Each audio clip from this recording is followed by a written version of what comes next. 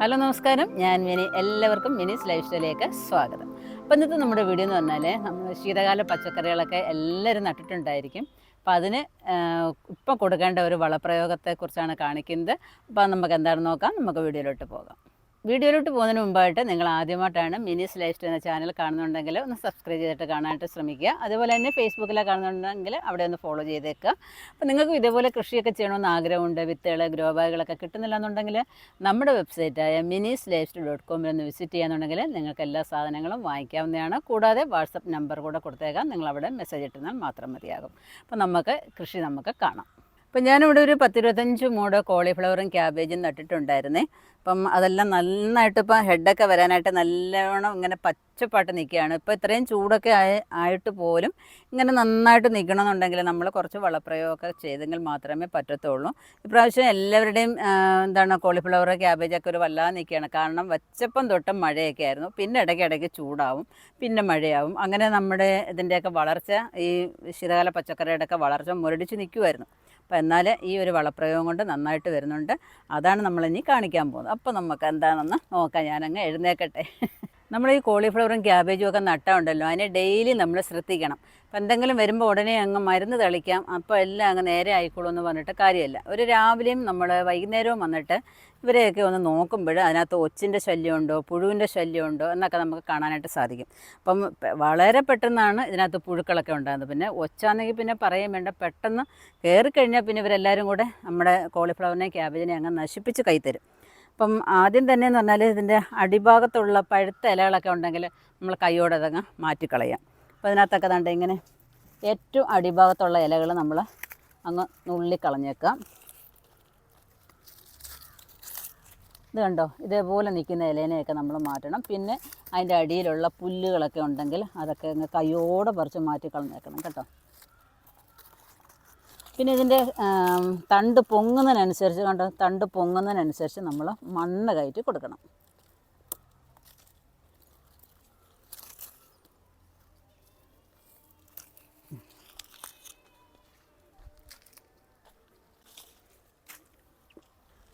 ഇവിടെ കുറച്ച് നല്ല ക്യാബേജും നട്ടിട്ടുണ്ട്. ക്യാബേജും നല്ല അടിപൊളിയായിട്ട് വരുന്നുണ്ട്. അപ്പം അതിനും കോളിഫ്ലവറിനും ക്യാബേജിനും ഒരേ രീതി തന്നെയാണ് കേട്ടോ നമ്മൾ കൊടുക്കേണ്ടത്. മരുന്നും ആയാലും മരുന്നല്ല ഞാൻ പറയുന്നത്, വളപ്രയോഗം നടത്തുന്നത്. അപ്പോൾ അതിൻ്റെ ഇലയൊക്കെ ചെറുതായിട്ട് എന്തോ കീടങ്ങളൊന്ന് കടിച്ചു വെച്ചിട്ടുണ്ട്. അത് ഈ വെട്ടിലുകളും വരും കേട്ടോ. അപ്പോൾ ഇതിന് വേണ്ടിയിട്ട് ഞാൻ കുറച്ച് ശീമക്കൊന്നയുടെ ഇലയുണ്ടല്ലോ, ഇതിൻ്റെ അടിയിലോട്ട് ഇങ്ങനെ വെച്ച് കൊടുക്കുകയാണ്. ഇപ്പം ഈ ശീമക്കൊന്നയുടെ സ്മെല്ലുകൊണ്ടൊക്കെ വലിയ കീടശല്യങ്ങളൊന്നും ഉണ്ടാകത്തില്ല, ഒച്ചിൻ്റെ ശല്യമോ അങ്ങനെ വലുതായിട്ടൊന്നും ഉണ്ടാകത്തില്ല. അപ്പോൾ ഇങ്ങനെ അങ്ങോട്ട് വെച്ച് കൊടുക്കാം. ഇടയ്ക്കിടയ്ക്ക് നമ്മളിത് കൊടുക്കണം കേട്ടോ. അത് അഴുകി തീരുമ്പം പിന്നെയും നമുക്കിത് വെച്ച് കൊടുക്കാം. ഞാനിതിപ്പോൾ 2-3 പ്രാവശ്യം ഇങ്ങനെ വെച്ച് കൊടുത്തിട്ടുണ്ട്.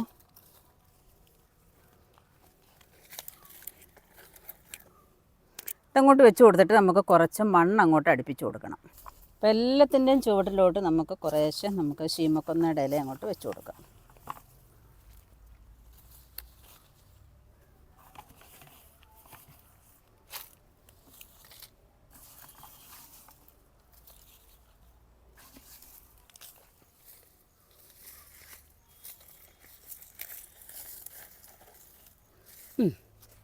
ഇപ്പം നമ്മൾ ഓരോന്നും നടുമ്പോഴുണ്ടല്ലോ, അതിനിടയ്ക്കുള്ളതായ പുല്ലുകൾ എല്ലാം നമ്മൾ ചെത്തിക്കളഞ്ഞ് വൃത്തിയാക്കിയിടണം. അതെല്ലാം ചെത്താൻ വയ്യാന്നുണ്ടെങ്കിൽ കൈ കൊണ്ട് പറിച്ചു കളഞ്ഞാലും മതി കേട്ടോ. അപ്പോൾ നമ്മൾ അതിനൊക്കെ ഓരോ കളനാശിനികളൊക്കെ അടിച്ചാൽ അതൊക്കെ നമ്മുടെ വിളയെ ബാധിക്കും. പിന്നെ നമ്മുടെ കൃഷി അതൊക്കെ ബാധിച്ചു കഴിഞ്ഞാലേ അതൊക്കെ വിഷമാണ് അത്. അപ്പം ഇതിന് ചെറുതായിട്ട് ഇങ്ങനെ ഒന്ന് മണ്ണടുപ്പിച്ച് അങ്ങോട്ട് കൊടുക്കാം.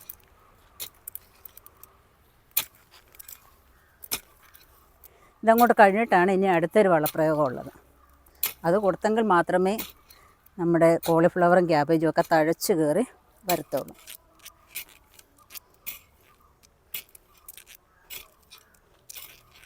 അപ്പോൾ എല്ലാത്തിലും ഇതേപോലെ അങ്ങോട്ട് മണ്ണടുപ്പിച്ച് കൊടുക്കണം. ഇനി നമുക്ക് ആ വളക്കൂട്ടും കൂടെ നമുക്ക് കൊണ്ടൊന്ന് ഒഴിച്ച് കൊടുക്കാം. ഇപ്പം നമ്മുടെ കോളിഫ്ലവറിനും ക്യാബേജിനും കൊടുക്കേണ്ട വളക്കൂട്ടെന്ന് പറയുന്നത് നമ്മുടെ ജൈവ സ്ലറിയാണ്. ജൈവ സ്ലറിക്കകത്ത് ഞാൻ ചേർത്തിരിക്കുന്നത് നല്ല ചാണകമുണ്ട്, അതുപോലെ തന്നെ വേപ്പിൻ പിണ്ണാക്ക്, കടലപ്പിണ്ണാക്ക്. ഇത് മൂന്നും കൂടെ ഒരു സ്വല്പം ഒരു ചെറിയ ശർക്കരയും ഒരു 100 ഗ്രാം ശർക്കരയും കൂടെ അതിനകത്തിട്ട് പുളിപ്പിച്ച് ഇങ്ങനെ വെച്ചിരിക്കുകയാണ്. നല്ല അടിപൊളിയായിട്ടിരിക്കുക. അപ്പോൾ നമ്മുടെ അലുവയൊക്കെ അങ്ങോട്ട് ഇളക്കുമ്പം കുറി വരുന്നൊരു പരുവമുണ്ടല്ലോ, ആ ഒരു പരുവത്തിലാണ് ഇരിക്കുന്നത്. അപ്പോൾ ഇതിനകത്ത് നമുക്ക് ഒരു കപ്പ് അങ്ങോട്ട് എടുക്കാം. ഒരു കപ്പ്, നല്ലൊരു കപ്പ് അങ്ങോട്ട് എടുക്കാം. ഒരുപാട് വെള്ളം ചേർക്കാതാണ് കലക്കി വെച്ചേക്കുന്നത്. അപ്പോൾ അതങ്ങോട്ട് എടുക്കുക. ഒരു കപ്പിന് ഇതിന് 3/4 ബക്കറ്റ് വെള്ളമെങ്കിലും എടുക്കണം. ഒരു കട്ടിക്ക് കലക്കുകയെന്നുണ്ടെങ്കിൽ അതിനനുസരിച്ച് നമ്മൾ ഡൈല്യൂട്ട് ചെയ്യണം.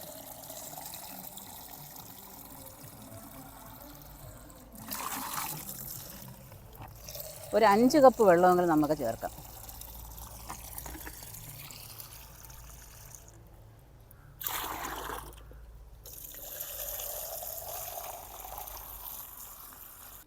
അപ്പോൾ എല്ലാത്തിനും ഇതേപോലെ മണ്ണ് അടുപ്പിച്ച് കൊടുത്തതിന് ശേഷം ഉണ്ടല്ലോ, നമ്മൾ ഒരു കപ്പ് എടുക്കുക. ഒരു കപ്പ് അതിൻ്റെ മണ്ടയിലോട്ടൊന്നും വീഴണ്ട കേട്ടോ, ഇങ്ങനെ ചുറ്റിന് നമ്മളങ്ങ് ഒഴിച്ചു കൊടുത്താൽ മതിയേ. അതിൻ്റെ ചുവട്ടിലോട്ടേ ഇങ്ങനെ അങ്ങോട്ട് ഇലയൊന്ന് ഉയർത്തി കൊടുത്തിട്ട് അങ്ങോട്ട് ഒഴിച്ചു കൊടുക്കുക. അപ്പോൾ അതിനകത്ത് ഹെഡൊക്കെ വരാൻ തുടങ്ങി കേട്ടോ. അതിനകത്തോട്ട് കണ്ട ഇലയെല്ലാം കൂടി വരാനായിട്ട് തുടങ്ങി. കോളിഫ്ലവറാണിത്. അപ്പുറത്തെ ക്യാബേജും അതേപോലെ വരാനായിട്ട് തുടങ്ങിയിട്ടുണ്ട്.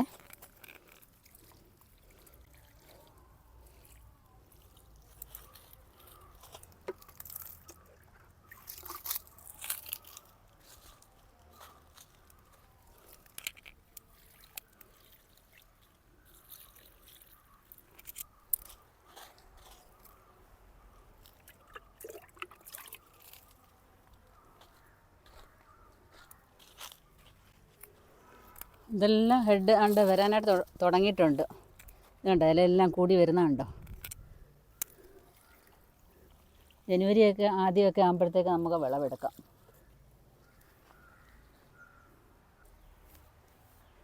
അപ്പം ക്യാബേജിന് നമുക്കങ്ങോട്ട് ചുവട്ടിലോട്ട് ഒഴിച്ചു കൊടുക്കാമേ.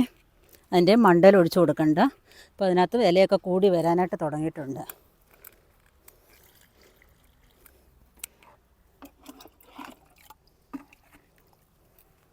അപ്പോൾ ഈ ചൂട് സമയത്തൊക്കെ നമ്മൾ ജൈവസ്ലറിയൊക്കെ അങ്ങോട്ട് ഒഴിച്ചു കൊടുക്കാമെങ്കിൽ ഉണ്ടല്ലോ, നല്ല അടിപൊളിയായിട്ട് നമ്മുടെ പച്ചക്കറികളൊക്കെ വളർന്നു കയറി വരും. കണ്ടോ? അപ്പോൾ കണ്ടല്ലോ, നമ്മുടെ കോളിഫ്ലവറിനും ക്യാബേജിനും ഒക്കെ വളപ്രയോഗം ചെയ്ത് എല്ലാവരും ഇതേപോലെയൊക്കെ ഒന്ന് ചെയ്യുകയെന്നുണ്ടെങ്കിൽ എല്ലാവർക്കും കോളിഫ്ലവറും ക്യാബേജും ഒക്കെ നമ്മുടെ നാട്ടിൽ തന്നെ, നമ്മുടെ മുറ്റത്ത് തന്നെ നമുക്ക് വിളയിച്ചെടുക്കാനായിട്ട് പറ്റുമേ. അപ്പം നോ ഡൗട്ട് എല്ലാവരും ചെയ്യാനായിട്ട് ശ്രമിക്കുക. അപ്പം എന്തായാലും നിങ്ങളും ഇതേപോലെയൊക്കെ കൃഷി ചെയ്യാനായിട്ട് ശ്രമിക്കുക. ഒരു 10 മൂട് കോളിഫ്ലവറും ക്യാബേജും ഒക്കെ നടുകയെന്നുണ്ടെങ്കിൽ നമുക്ക് വിഷമില്ലാത്ത കോളിഫ്ലവറും ക്യാബേജും ഒക്കെ കഴിക്കാനായിട്ട് സാധിക്കും. അപ്പം നമ്മുടെ പറമ്പിൽ നിന്ന് വെട്ടുന്നതായ ഈ സാധനങ്ങളൊക്കെ ഉണ്ടല്ലോ, നമ്മൾ വിളവെടുക്കുന്ന സാധനങ്ങളൊക്കെ വെച്ച് കറി വയ്ക്കുമ്പോൾ അതിനൊരു പ്രത്യേക ടേസ്റ്റ് തന്നെയാണ്. പിന്നെ നമുക്കൊരു ആത്മസംതൃപ്തിയുണ്ട് അല്ലേ. അപ്പോൾ എല്ലാവരും ഇതേപോലെ കൃഷി ചെയ്യാം. കൃഷി ചെയ്യണമെന്ന് ആഗ്രഹമുണ്ട്, വിത്തുകളൊക്കെ കിട്ടുന്നില്ല എന്നുണ്ടെങ്കിൽ ഞാൻ ആദ്യം പറഞ്ഞതുപോലെ തന്നെ നിങ്ങൾക്ക് നമ്മുടെ വെബ്സൈറ്റിൽ വിസിറ്റ് ചെയ്യാവുന്നതാണ്. www.minieslifestyle.com എന്നാണ് നമ്മുടെ ലിങ്ക്. അപ്പം നിങ്ങൾക്ക് അവിടെ കയറി നിങ്ങൾക്ക് സാധനങ്ങളൊക്കെ വാങ്ങിക്കാവുന്നതാണ്. അപ്പം വിത്തുകൾ മാത്രമല്ല, പൊന്നാങ്കണ്ണി ചീരയുണ്ട്, അതുതന്നെ വയലറ്റ് നമ്മുടെ ചേമ്പുണ്ട്, പിന്നെ ഇഞ്ചി, മഞ്ഞൾ, കൂവപ്പൊടി ഇങ്ങനെയുള്ളതായ എല്ലാ ഐറ്റങ്ങളും ഉണ്ട്, നിങ്ങൾക്ക് വാങ്ങിക്കാവുന്നതാണ്. അപ്പോൾ ഈ വീഡിയോ ഇഷ്ടപ്പെട്ടെന്നുണ്ടെങ്കിൽ ലൈക്ക് ചെയ്യുക, ഷെയർ ചെയ്യുക. സബ്സ്ക്രൈബ് ചെയ്യാതെ കാണുന്നവരാണെന്നുണ്ടെങ്കിൽ ഒന്ന് സബ്സ്ക്രൈബ് ചെയ്തിട്ട് കാണാനായിട്ട് ശ്രമിക്കുക. നിങ്ങൾ ഫേസ്ബുക്കിൽ കാണുന്നുണ്ടെങ്കിൽ അവിടെ ഒന്ന് ഫോളോ ചെയ്തേക്കുക. അപ്പോൾ അടുത്ത വീഡിയോ കാണുന്നവരെ ഞാൻ മിനി. നന്ദി, നമസ്കാരം.